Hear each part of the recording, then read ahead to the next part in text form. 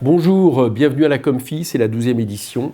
Je suis heureux de vous retrouver. 12e édition, il y en a une à peu près une par mois, donc ça veut dire que ça fait un an que je m'entretiens ici avec vous en tant que président de la Commission des finances. Et au bout d'un an, qu'est-ce qui se passe pour toutes les commissions, tous les bureaux de commission, toutes les présidences? Eh bien, il est décidé de les renouveler ou pas. Bon. Et vous savez qu'il avait été question à un moment donné, pour certains membres de la minorité gouvernementale, je pense notamment à Aurore Bergé, de me remplacer, parce qu'on jugeait que je n'avais pas pris les bonnes décisions au sujet de la proposition de loi à la fin du printemps consistant à abroger la réforme des retraites. J'avais décidé de ne pas appliquer l'article 40, qui est un article qui vise à ne pas faire de dépenses non gagées, considérant que dans les niches, c'était l'initiative parlementaire qui devait primer. Alors vous avez peut-être suivi le feuilleton, vous vous rappellerez peut-être que finalement, après que je l'ai déclaré recevable, le président de l'Assemblée avait décidé d'utiliser son droit pour passer outre mes décisions, mais ça s'était terminé avec un peu de pression puis un peu de tension. Bon, au final, le 2 octobre, j'ai été reconduit dans mes fonctions sans que personne ne se présente face à moi et de manière unanime. Donc c'est plutôt une bonne nouvelle parce que je vais pouvoir continuer à exercer cette mission de président de la Commission des finances. Et je l'exerce notamment en ce moment, c'est-à-dire à l'occasion de la discussion budgétaire qui a commencé la semaine dernière en commission et qui, normalement, au moment où je vous parle, aurait dû me conduire à être en séance. Seulement, il n'y a pas de séance, tout simplement parce que, avant même que ne débute le moindre vote sur les articles, nous avons eu Madame Borne qui est venue annoncer une fois de plus un 49.3, le 13e 49.3 depuis qu'elle a été nommée à Matignon, et qui clôt tous les débats. Voilà, ça s'est arrêté hier pour la partie recettes, c'est la partie fiscale de cette discussion budgétaire. Bon, le 49.3, vous savez ce que j'en pense. Je pense que c'est un vrai déni démocratique parce que ça revient à permettre à l'exécutif de priver l'Assemblée du droit de voter. Et en plus du droit de voter le budget, ce qui est une de ses prérogatives les plus importantes. Et là, en l'occurrence, c'est le droit de voter parce que l'exécutif se sait minoritaire. Donc c'est un passage en force absolument scandaleux qui, j'allais dire, c'est un peu aussi la marque de la Ve République, raison pour laquelle nous souhaitons passer à la Sixième République pour éviter notamment ce genre de dispositif. Mais là, je trouve qu'en plus de ça, il se double. C'est un peu l'art et la manière. Ils ont un peu ajouté l'art à la manière, quoi, parce que non seulement on a un 49.3 qui clôt tous les débats, on n'aura aucune discussion, mais en plus il clôt aussi une période où le gouvernement nous disait, vous savez, cette fois-ci, même si on utilise le 49.3, on va accepter certaines choses qui viennent de l'Assemblée, on va être ouvert, etc. Bon, il n'en a rien été. C'est-à-dire que tout ça, c'était de l'habillage de communication, ça s'appelle les dialogues de Bercy, et en réalité, tous les amendements qui étaient majoritaires dans ma commission la semaine dernière, dont certains d'ailleurs étaient soit à l'initiative de membres de groupes gouvernementaux, je pense notamment à Jean-Paul Mattei du MoDem, et en tout cas votés très souvent entre des oppositions et des députés de la majorité, eh bien tous ces amendements sont passés à la trappe. Voilà. Et pourtant, ces amendements étaient très intéressants puisque Bruno Le Maire n'arrête pas de nous dire qu'il faudrait trouver 1 milliard de plus d'économies.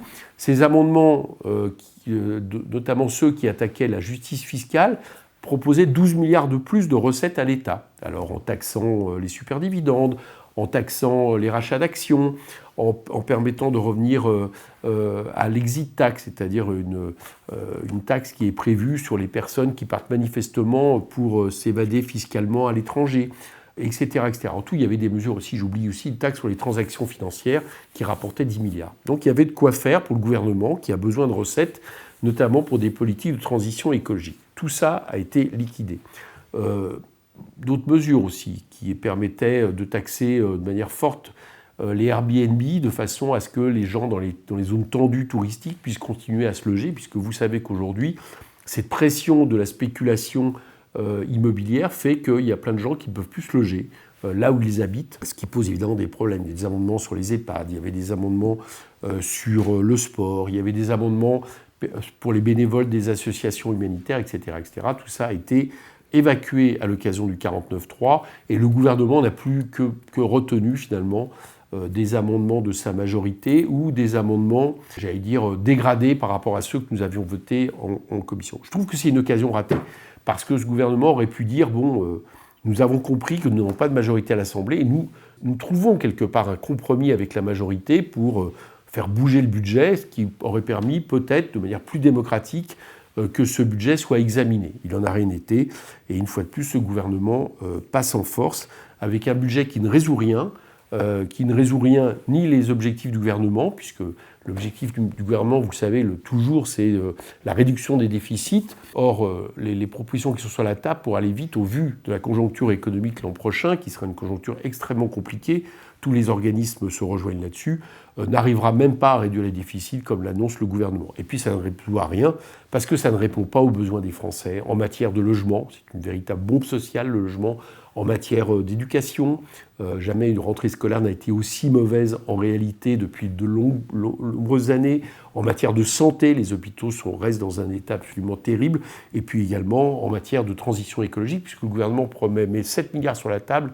En fait, je ne vous passe les détails, mais c'est 5 milliards de plus, alors qu'il en faudrait 37 d'après Pisani-Ferry, qui était un économiste pourtant proche de Macron, qui a fait un rapport intéressant à ce sujet. Donc c'est évidemment un budget qui n'est pas celui qu'il faudrait pour le pays, et c'est peut-être une des raisons pour lesquelles d'ailleurs le gouvernement est obligé de le passer par 49.3, parce qu'il n'a pas de majorité à l'Assemblée nationale. Ça, c'était le premier thème de la discussion. Il y en a un deuxième, évidemment, qui s'invite, parce que c'est celui qui fait l'actualité, c'est la situation en Israël et en Palestine.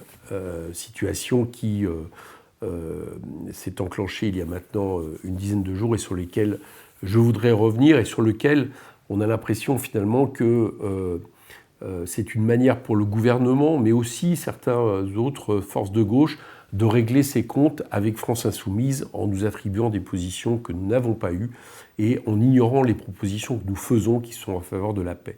Je voudrais juste revenir sur cette question, puisque c'est toujours ça le thème, et rappeler que nous n'avons jamais, à aucun moment, dans aucune de nos interventions, soutenu l'attaque du Hamas. C'est une première chose, et que dès que nous avons connu cette attaque, nous avons déploré les victimes israéliennes.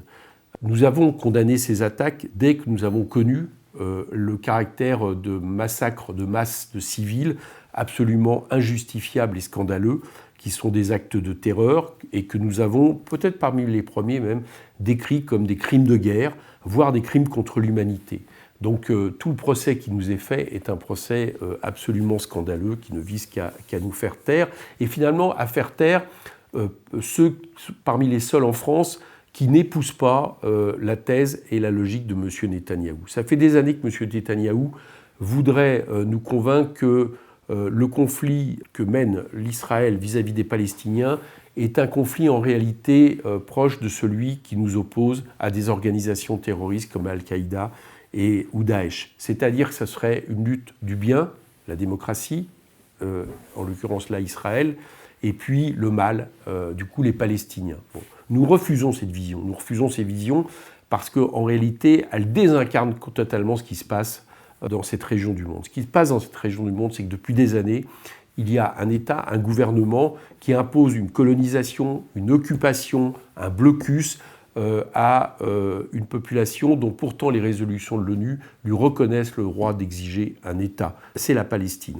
Et cette façon de faire, évidemment, est injustifiable. Elle est injustifiable parce qu'elle crée chaque année des centaines de victimes de Palestiniens. On a eu près de 300 depuis le début de l'année. Elle est injustifiable parce qu'elle ruine tout espoir de paix qui ne peut passer que par les résolutions de l'ONU, c'est-à-dire la coexistence de deux États, deux entités avec Jérusalem pour capitale partagée.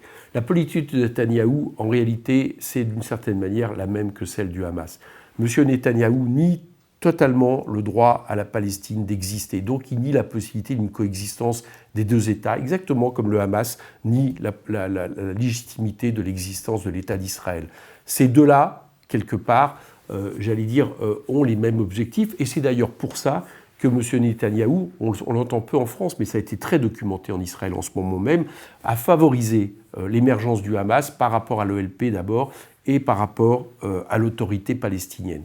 Cette vision de M. Netanyahou, elle passe par un vocabulaire. Et c'est pour ça que nous avons refusé d'appeler le Hamas un groupe terroriste. C'est que si nous rentrions dans cette logique, pour M. Netanyahou, c'est très clairement pour faire le parallèle avec la lutte qui nous oppose à Al-Qaïda, qui nous oppose à Daesh. Et dans ces cas-là, si c'était le cas, eh bien évidemment, il y avait là pour le coup toute légitimité à une défense, j'allais dire, inconditionnelle d'Israël face à de tels actes, à une telle idéologie obscurantiste, tout comme d'ailleurs personne ne viendrait à l'idée de refuser à la France ou à quelconque autre État le droit de lutter contre des terroristes de l'État islamique ou d'Al-Qaïda. Voilà pourquoi, pour des raisons de caractérisation politique de ce qui se passe là-bas, nous avons nous refusons d'appeler le Hamas un groupe terroriste, mais ce qui, en aucun cas, à moins de considérer qu'on, quand on parle de crimes de guerre, c'est quelque chose d'inférieur à des actes terroristes,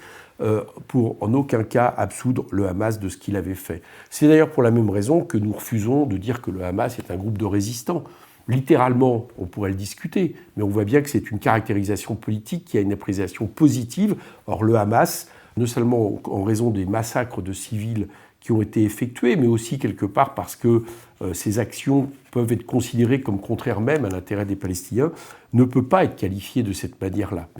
Donc c'est une caractérisation politique. Alors maintenant, une fois qu'on essaie de nous faire taire, on essaie de nous faire taire aussi parce que malheureusement, le gouvernement français, et j'allais dire l'ensemble quasiment de la droite française, à quelques exceptions près, je pense notamment par exemple à M. de Villepin qui a rappelé justement il y a peu ce qui était la tradition diplomatique de la France, c'est-à-dire d'être toujours une force en faveur de la paix, c'est-à-dire une force qui propose toujours d'appliquer les résolutions de l'ONU qui commencent par la fin de la colonisation, la fin de l'occupation et de retravailler à l'existence de deux États. À quelques exceptions près, malheureusement, cette droite, mais aussi le gouvernement, épouse finalement la thèse de M. Netanyahou et c'est ce qui explique le soutien inconditionnel à Israël. Il est d'ailleurs curieux que on nous interpelle, on nous accuse, on nous agresse, je reviendrai là-dessus sur M. Darmanin, alors que nous condamnons les actes du Hamas et que par contre personne ne met en question le fait qu'on soutienne inconditionnellement Israël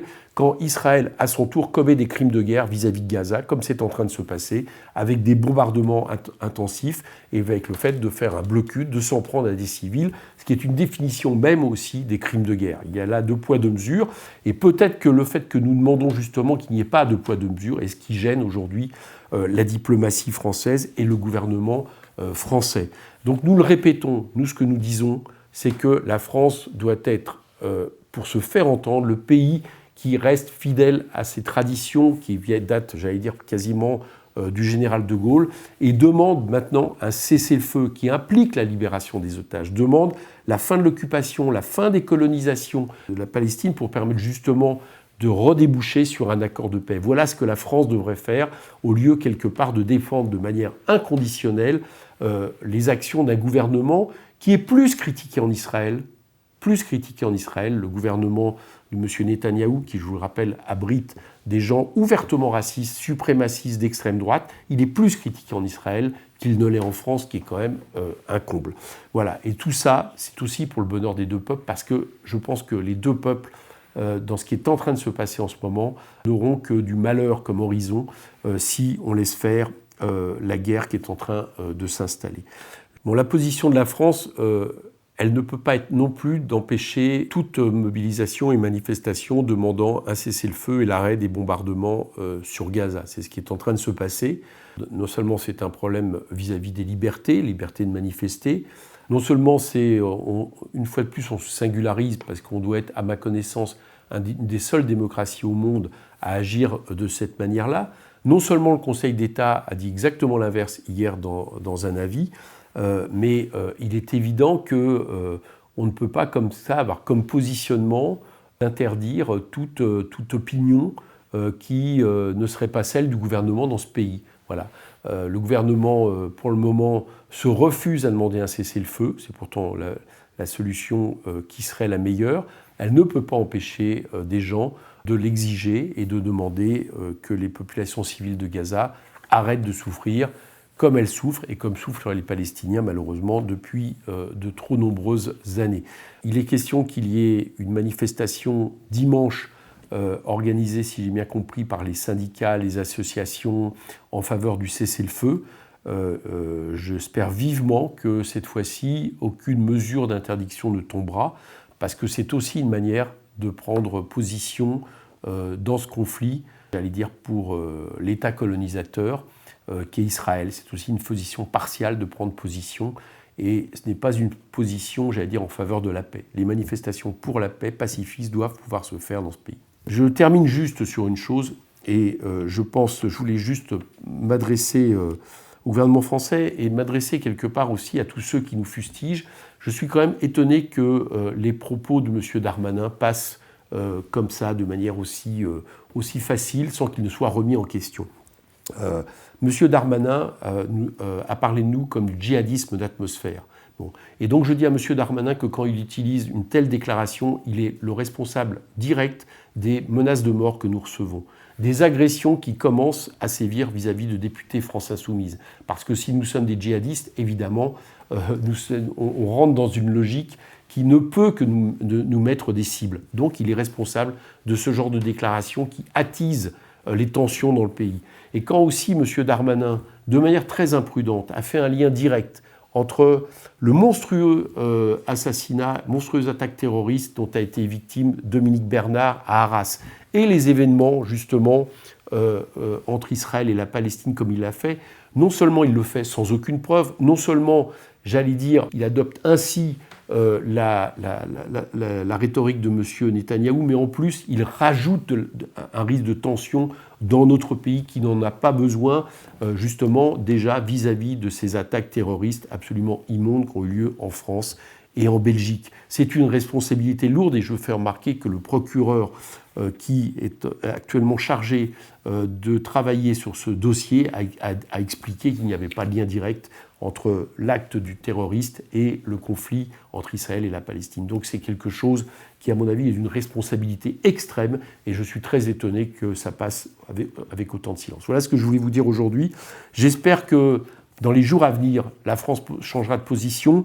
Il y a un petit espoir. Elle a voté la résolution proposée par l'ONU au Conseil de sécurité qui demande que les attaques contre les civils, d'où qu'ils viennent, cessent. Donc évidemment du côté de ce qui s'est passé avec le Hamas, qu'il condamne, comme nous le condamnons, mais aussi du côté des attaques actuelles d'Israël, avec un corridor de sécurité sanitaire. J'espère que la France l'a voté. Ça n'a pas été adopté parce que les États-Unis ont mis leur veto, mais j'espère que dans les jours à venir, la diplomatie française va retrouver raison et être une chance pour la paix dans cette région du monde.